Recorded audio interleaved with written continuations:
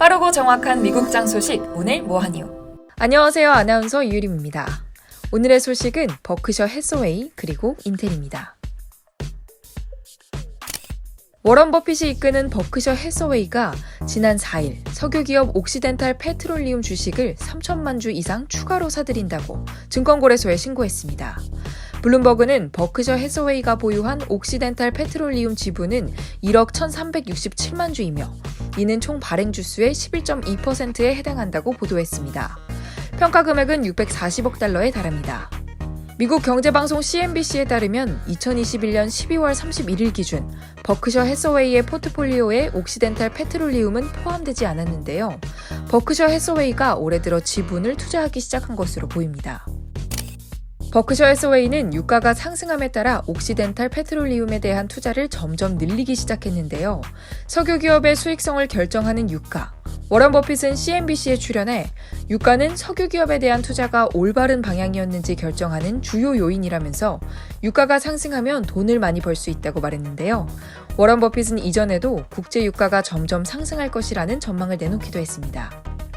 러시아산 원유 수출에 대한 제재 가능성이 높아지면서 국제 유가는 치솟고 있습니다.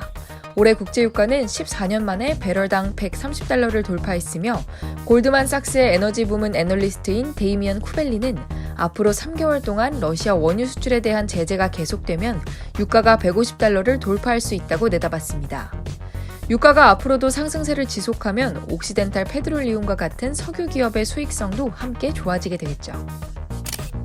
옥시덴탈 페트롤리움의 주가는 지난 5일 동안 25.27% 오르며 연초에는 30에서 40달러 초반대 박스권에서 움직이던 주가가 3월 들어 50달러대를 돌파했습니다. 한편 7일 옥시덴탈 페트롤리움의 종가는 55.38달러로 전일 대비 1.37% 하락 마감했는데요.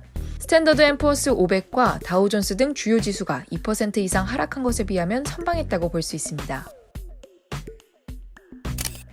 미국 반도체 기업 인텔의 자율주행 자회사 모비라이가 상장합니다. 인텔은 7일 증권거래위원회에 모비라이의 기업 공개를 위한 신청 서류를 제출했다고 밝혔습니다. 인텔은 앞서 올해 중 모비라이의 상장이 이뤄질 것이며 모 회사인 인텔이 과반의 주식을 보유할 예정이라고 밝힌 바 이제 본격적인 상장 절차에 들어선 거죠. 인텔은 아직까지 구체적인 발행 주식수나 공모가 밴드는 정하지 않았다고 밝혔습니다.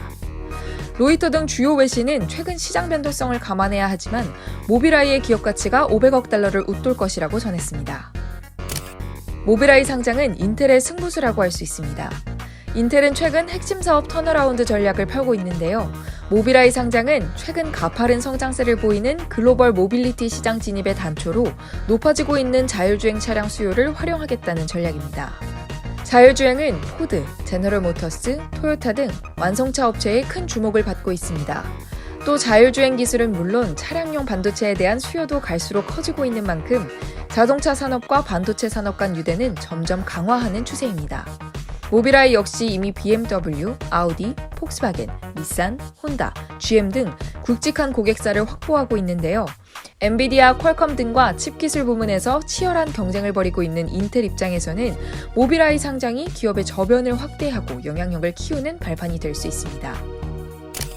인텔 주가는 7일 전일 대비 0.81% 하락한 47.68달러를 기록했습니다. 아쉬운 성적이지만 이날 뉴욕 증시가 전방적으로 하방 압력을 받았다는 것을 감안하면 선방했다고 볼 수 있습니다. 이날 기술주가 포진한 나스닥 지수의 낙폭은 3.62%였고 동종기업인 엔비디아, 퀄컴 등의 낙폭도 인텔에 비해 훨씬 컸습니다. 내일의 미국 소식이 궁금하시다면 뉴욕 아파트를 구독해보세요.